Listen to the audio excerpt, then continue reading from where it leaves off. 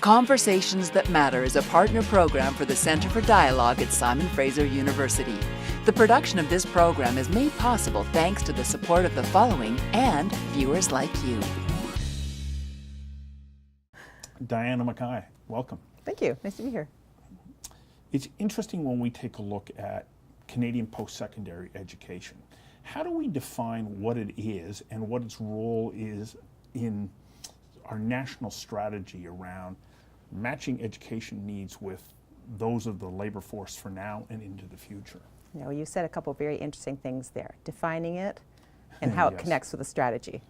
So on the definition, you know, it was a lot easier to define post-secondary education before the digital age, I think, because you had a very logical progression of early childhood education through primary, secondary, and then on to post-secondary.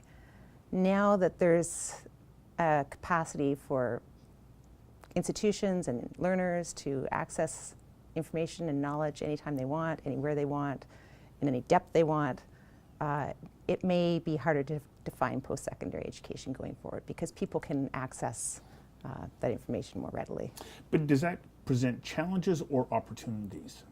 Well, I think it invites us to rethink a little bit the structures, the investments, the way we organize ourselves around universities and colleges in particular.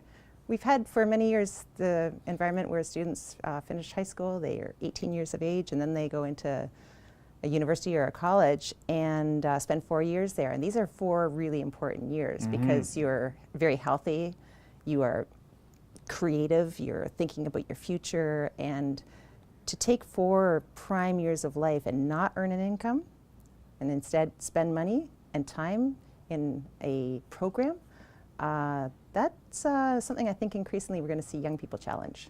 Well, because they're looking for a return on that investment, aren't they? Well, they'll get a return on the investment no matter what, because no matter how you look at it, it's a good investment to get more education. It always pays off.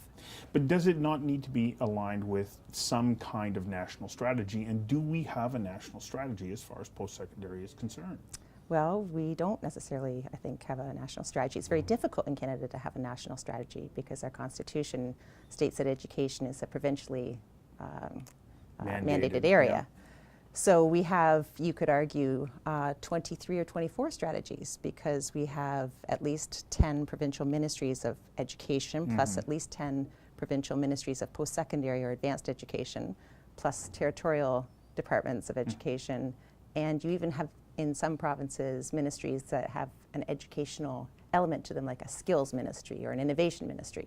So it's hard to convene ministers to talk about their plans, and it's to date been impossible to put together something that looks like a national strategy for Canada, but we should have one. So without it though, what are we missing out on? Well, we're missing out on what other countries are able to do in the way of marrying up the national agenda they have with the machinery of their post-secondary system. Can you give me an example of that? Yeah, a really good example was a few years ago when Brazil, experiencing rapid growth, decided to have a program whereby they would send fully funded graduate students to a number of countries around the world to gain a deep experience in post-secondary environment, and then, in theory, either come back home to Brazil to help fuel the Brazil economy on development and innovation and so on and so forth, and business enterprise. Or even for those Brazilian students that were fully funded by the Brazilian government, should they choose to stay away, still pretty good for Brazil. They create networks, they drive business back home to their home country, they act as leaders in global settings to help Brazil reach new markets or engage in new partnerships. So it's a pretty good strategy no matter what. And that's an example of where Brazil was able to put together fairly quickly a bit of a game plan for what they would like to do and execute on it. In Canada, we struggle to put together that game plan and execute on it in an efficient way because we're dealing with so many different players and the absence of a national game plan. So if we take a look at what we have, even though it's disconnected in some ways, there is still an interconnection. These institutions talk to one another. There is something here. Canadian education is not something to be taken lightly. We've got a pretty good reputation, do we not? We do. We do. We've got a good system. I hesitate to say we have a great system because we're a a medium power, I would say, a medium to top power. We're, you know, always on the cusp of the great educational players in the globe. We have uniformly high quality institutions across Canada that all receive strong funding. That's a proudly public system. We are absent a private system of education at post-secondary level in Canada. There's, you know, one, maybe you could find a few other small players. But we don't have much in the way of sort of peaks of performance. You know, our system is uniformly across the board strong. We're good, but we're not great. We're good, but we're struggling to be, you know, doing things quickly and with a nimbleness that many other countries can do. So there's a number of things in what you've just talked about. Number one is, let's deal with the number of Chinese students who are coming to Canada for an education. How important to that is it in the overall funding mix that we have in Canada to being able to maintain the quality of education that we have? Books are written on that. And you can find opposing points of view about whether the international students are actually funding Canadian schools or not. Some will tell you fairly coherently and compellingly that we're dependent on the international students paying international student fees, and that's very much helping our institutions. And you can find Andrew others. Petter, president at SFU, would agree with that. Yeah, there's others that will say if you add in all the costs associated with educating the international students, it's actually a break-even scenario, or sometimes it costs us a little bit too. Because So there are other societal costs that are wrapped into all of that. And, or there's other costs even inside the institutions themselves. So it's a pretty interesting debate. What we have to be mindful of, though, is what kind of an impact the clusters are having on the system. So the Chinese cluster is a big cluster. That changes sometimes some dynamics that are important for us to pay attention to. Simply as an example, dynamics in the classroom. If you have a classroom that is dominated by students from China, there can be both good impacts of that and impacts that we want to be careful don't turn into a negative effect for domestic students. Is there not a long-term benefit to Canada if we're bringing international students here to learn? Do we not then start to create those networks that as those people move through the course of their lives and careers, they now have a connection to Canada? Yeah. It's a terrific strategy for all those other countries around the world to be sending their kids to Canada for school. Right. No doubt about it. For them to send it to us, but what's in it for us? Well, we should be sending our young people away a little bit more than we are. So if you look at the balance, we have something on the order of 2% of domestic students are having a meaningful international experience as part of their post-secondary education. 2%. Wow, it's not very high at all. It's not very high at all. So one of the things I think we ought to be thinking carefully about is why aren't our domestic students going away in the numbers that the other countries are sending their domestic students away? Are you able to answer that question? Well, I think there's a number of factors. I think one of them is that we don't do a very good job of telling the young people in Canada why they should be going away, and also where they should be going. We let them often drive the decisions on that one, and you'll find that those students that do tend to go away go to very lovely places like the south of France, where there's terrific educational opportunities for them, no doubt, and also to the United States, again, terrific educational opportunities. Very few would go to the Middle East. Very few go to parts of Asia where Canada has a very important trade relationship, for example. Likewise, very few would go to parts of Latin America. We probably want to encourage young people to take a look at the places that they can go and where that will lead them in terms of the future and their own careers. So how do we make that happen, though? Because there is a financial component to that argument. And as a parent, you go, well, that's a nice idea, but who's going to pay for it? Yeah, well, it isn't necessarily all that expensive. That might be a bit of a myth. But you can see why the question would rise. This comes back to let's get some good information circulating. Many countries around the world now have terrific scholarships that they will offer to inward bound international students. So for example, right now, Japan, a country where they've got a declining population, low immigration, and the 2020 Olympics coming up, an image issue.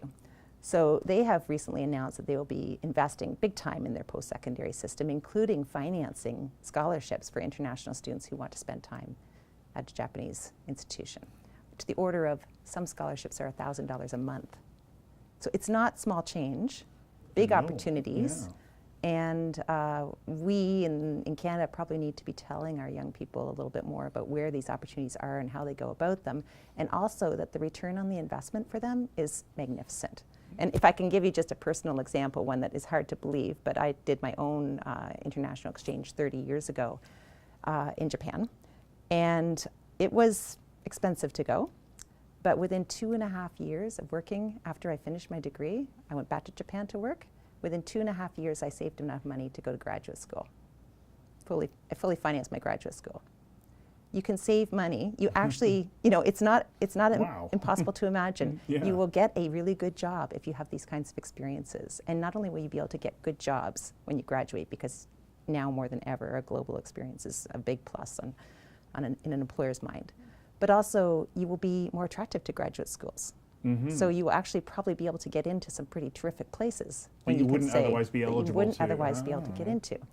So you've taken me in a little bit of a different direction here from where I thought we were maybe going to go, because I thought maybe we were going to say, yes, what we need to be doing is selling the Canadian educational experience internationally and doing it in a variety of different ways. Mm-hmm. You're saying, yeah, but we also need to go get Yeah. that international experience ourselves. Sure.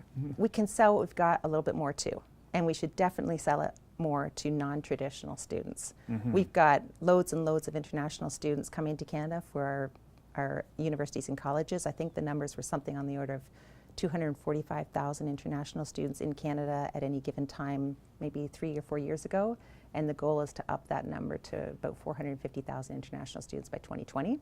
What happens if we were to package up the expertise of our universities and colleges and start selling it to audiences around the world in the business sector?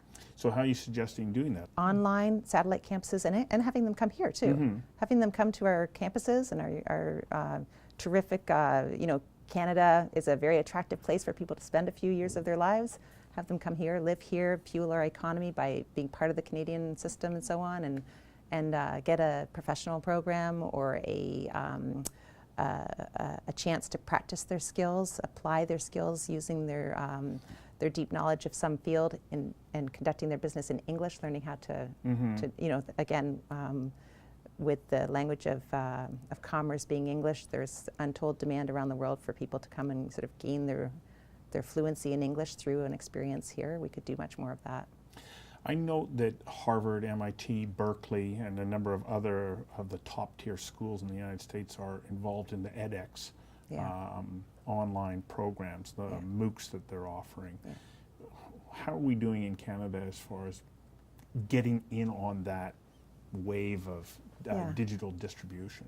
We're doing pretty well, I think. We've got some universities. I don't know as much about the college's participation in MOOCs. It's mostly a university environment. So there have been some flagship MOOCs that have been offered by Canadian institutions. They are not inexpensive to do well.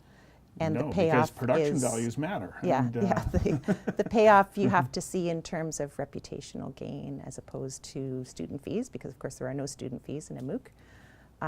But I'd say all universities in Canada are starting to get very creative in terms of teaching and learning pedagogy online. And you'll see more and more investments in that area and more delivery of courses, even for our students that are domestic and are coming to our campuses daily. More and more of the content is being delivered online, and that's what the students want. It's what they're comfortable with. It opens up the doors to knowledge to a lot of people who can't get to the classroom. And that's terrific, I think. Your job now is focusing in on just this. Why did Carleton identify that this is such an important element within the overall structure of the university? Well, I think Carleton saw a huge opportunity in that it's a capital city university. And there are signals from the provincial governments that innovation in terms of pedagogy, in terms of program design, in terms of thinking outside the box would be welcome. And so this global academy that I'm establishing is trying to sort of carve new ground for Carleton to open up what we do here to the world and bring the world to the capital city here in Ottawa of Canada and take advantage of the opportunities that we can offer. How long have you been doing it now? Just over a year. And how's it going? It's an interesting enterprise. You know, it is actually an enterprise if you think of it inside of a university. So does it become like a revenue generating center within the university? Yeah. So how do you go about creating that? Because you're making it up. because it didn't exist before. Yeah, it's a bit of a blend of you can think of it as packaging up bits and pieces of the faculty, the faculties, the departments, or the individual faculty members, and putting them into a format that would be attractive for sale on the open market. And you can imagine the conversations I have internally on those kinds of matters. Okay, that sounds like it's a marketing strategy, but it must be more than that. There must be systemic or system-related issues that you need to address to be able to make that happen. For sure, and this is not an issue that I'm facing alone. All across Canada and all around the world, you can see academia sort of being challenged to think differently and to do differently, and to take a system that is designed for a purpose that is educational and apply it in a more business-like way to the world that is, rapidly changing and rapidly calling us to do things differently and to be more nimble and respond to demand. You get this whole conversation in Canada around skills and what the labor market needs and what the university system and the college system is providing in terms of graduates. So there's lots of pressures on the system right now, and I'm right in the middle of all of it and trying to figure it all out. So when you take a look at what the opportunities are for you to be able to present that, what is the most effective or attractive strategy at this point for you to say, this is going to become our priority, and then we're going to follow up in the following ways? Well, I think for me right now, it's a bit of a experimental approach, where on the one hand, I do know a few countries fairly well. I've done some work on international education in Germany, in India, in the UK, in Japan, of course, and China. Identifying what their points of pain are in those countries and how we can kind of respond to their points of pain is one strategic approach that I'm taking. And it's an interesting way of putting it. Yeah. We tried that, and ouch, it didn't work quite so well. Well, or if you hit their point of pain with a solution, yes, then they chances are they'll buy it. Ah, okay. You're looking at being able to solve challenges or problems that they have. Yeah. So, I could give you a few examples there where, again, coming back to China, for example, where universities are increasingly being called on to teach their programs in English. If you're a management professor in China and you're looking to teach management in English for the first time, you may have decent English, but maybe you're not so confident that you can teach management in English effectively without a little bit of a practice. We'll come on over to Canada for a while.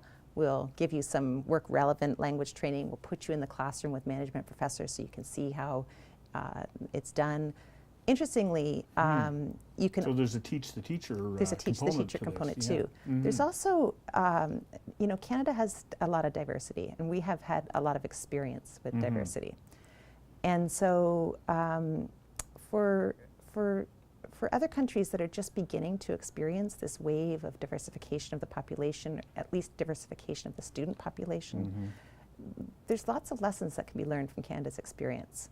So another thing I'm trying to do is package up expertise or certainly the array of experience that we've got in classrooms that are very diverse, and that's not just at the post-secondary level, but also even in the primary and secondary level. So we talk about China, but the same issues must exist in India to a certain extent. Yeah. I know that English is far more embedded into the culture there, but the rapid changes and growth in post-secondary education in India must mean that it could be a fantastic opportunity for Canadian institutions. I mean, if I'm not going to get India announced a few years ago that they were going to scale up 500 million people. Yeah. Okay? And they were calling on their education system to handle 350 million of them, and the private sector to handle 150 million of them. So the numbers are staggeringly huge. How did they do that? How do you do that? Yeah, they needed to build new institutions, but they also, the 150 million that are being scaled up by the private sector is the part that really interests me. And I've been to some of the very, very large businesses that have very, very large campuses with large buildings that look like universities, and in fact function very much like universities, where they're doing a lot of training of their future workers, or they may not be their future workers. They just may be people that they're training for the purpose of fueling into the economy to run the businesses that they need in their supply chain and so on. So it's actually fascinating what's happening in India. So we have some fantastic opportunities in Asia, and both in India and in China. It must be an exciting time for you. Yeah. But you know, you're just a small university here in the nation's capital. Yeah. This is why we need a bit of a game plan, I think, because we've got so much to offer. And it's Canada's opportunity to take advantage of the vast opportunity around the world, not just in India, not just in China, but you could name a number of countries around the Pacific. In fact, you could name the entire continent of Africa. There is a lot of work that could be done. And you could also, by the way, throw in Brexit as a challenge facing the UK that will maybe deter from some clients of education from going to the UK. You could look at what's happening in the States, and you could say Canada's opportunity again is manifest right now in a lot of potential students that would be looking where they're going to go and choosing between maybe not the United States, maybe Australia, maybe Canada. So we discussed at the beginning of this conversation that there isn't a national strategy. You're doing this in Carleton. How important is it for you to be able to capitalize on this, to be able to do it in harmony with other of our larger post-secondary institutions in Canada? Yeah, that would be, I think, terrific if we could do that. And we'd have to find some ways of working together that are calling on us to maybe redefine how we organize ourselves. So that you're not in competition with one another. You know, competition's not a bad thing. But I think sometimes cooperation is also needed. Well, sure, because if you talk about 150 million students, let alone 500, where in Canada do we have the capacity to deal with something like that? And so you say, yeah, I'm going to go in and address some of that issue. Okay, we're going to give you 3 million students. Right. You don't have the capacity to deal with that. I'd love to have that problem, though. Yeah. Well, I wish you all the luck. Thank you for doing this. Thank you. Appreciate it. Yeah.